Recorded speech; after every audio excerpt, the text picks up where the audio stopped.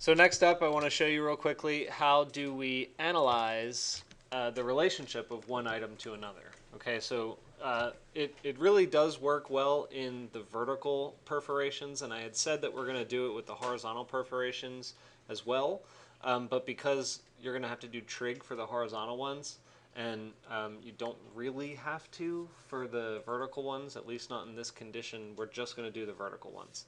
So anyway, what we're going to do is we're going to basically, it's really simple. We're just going to measure the area of the two, and we're going to test whether or not it is of a certain percentage. So the items in question here, we have the trimmed surface right here. That's the one with the perforations in it. And then if we trace it back,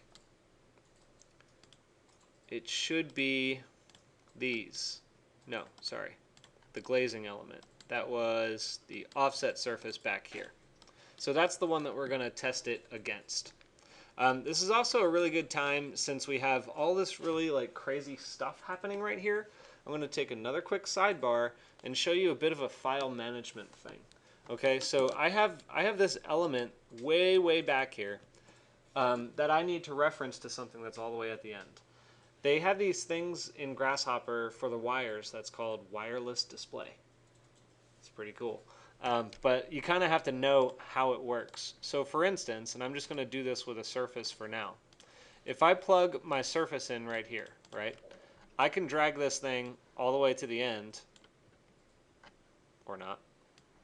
Drag it all the way to the end like that, and then I can continue to work on them.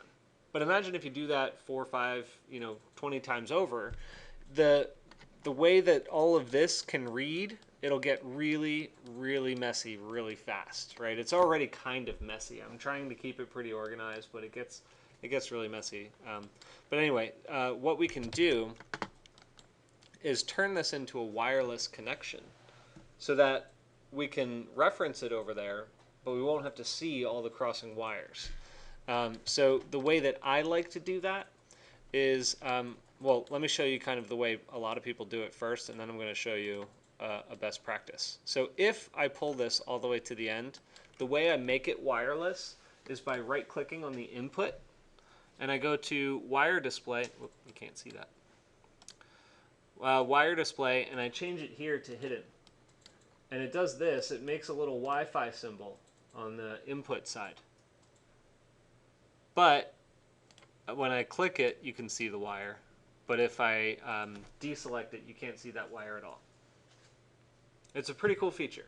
However, it's very easy to get lost in where your wireless connections are flowing. So what I like to do generally is all the way back at the beginning where this thing exists, I'll usually double this up like that. And the reason I do that is because I can make this one wireless and then move this one over, but I can rename these two to whatever I want to call it. And when you rename it, it makes it something it makes it something that's kind of personal to you. So, I could call this something like I'll call it like glass skin or something like that. And then this one, I name the same thing, glass skin.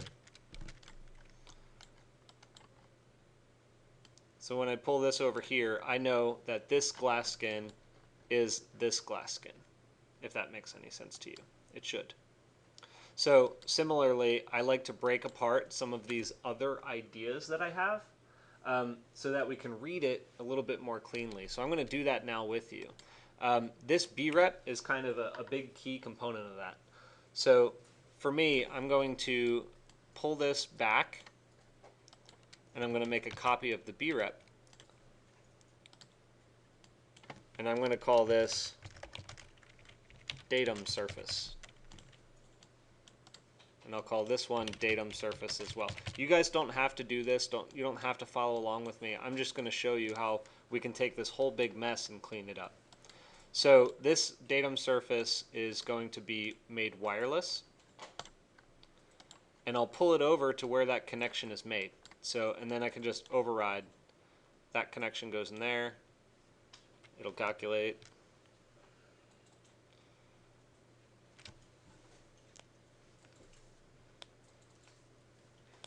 That shouldn't take that long to calculate. It's the same surface.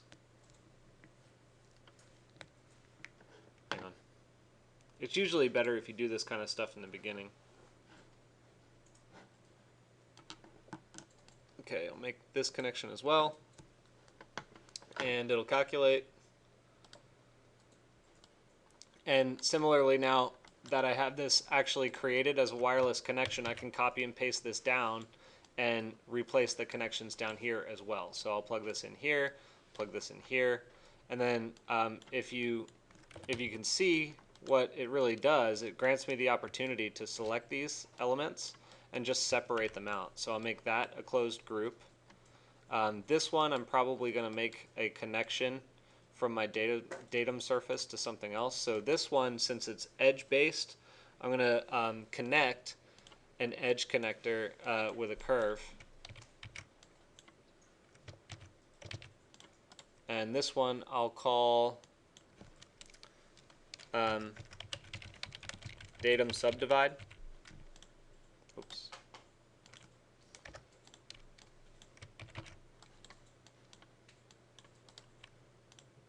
Make this, oops.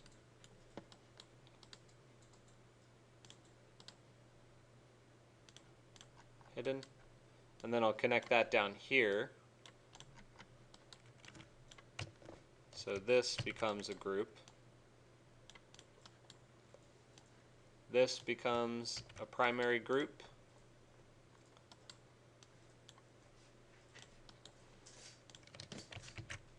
Paste this on here. So this is a group.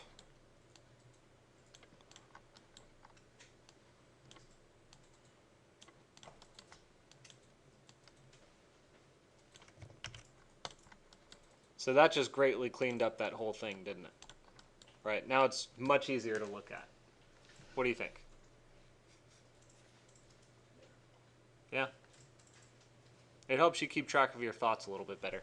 And you can right click them, you can name them, you can change the color, you can do whatever you want. You can put a panel on the corner to kind of describe what it's doing. The other feature that I wanted to show you is under input. No, sorry, utility. It's the scribble. Boom.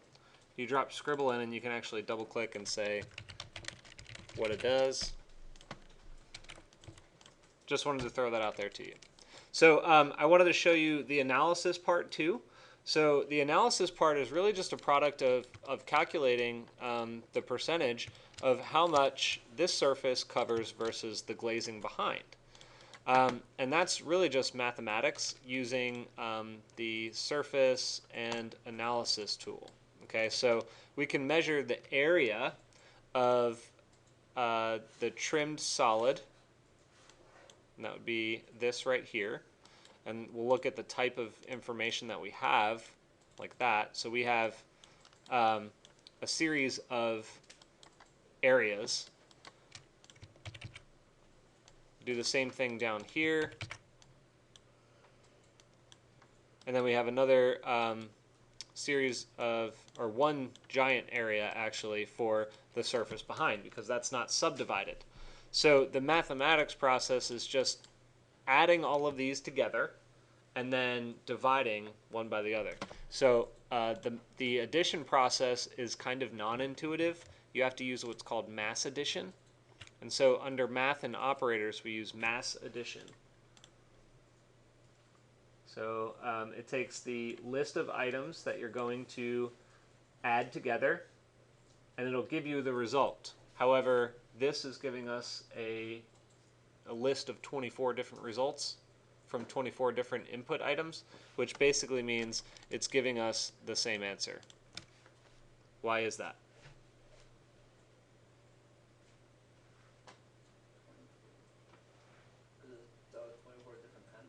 Right. And they're grafted into branches, which means they are all separate, individual separate lists. So this output or input needs to be flattened. That's how you get that. So then what you have to do is take, I always go backwards on these things. Take your division operator, and you're going to divide your perforated panel. Am I doing this in the right order of operations? I always get backwards with division. Anyway, take your perforated panel and divide it by the overall panel, and what you'll get is a percentage value.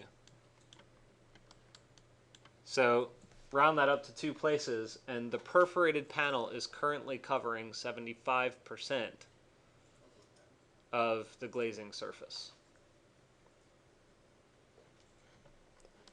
Does that make sense to you, Gal? To you all? Can you change the shapes? Maybe does that number change as well? Yeah, that's a very good question. If I change the shapes, what does that do for the percentage? And that's just the shapes, not even the sizes. So I'll switch it from a triangle to a hexagon.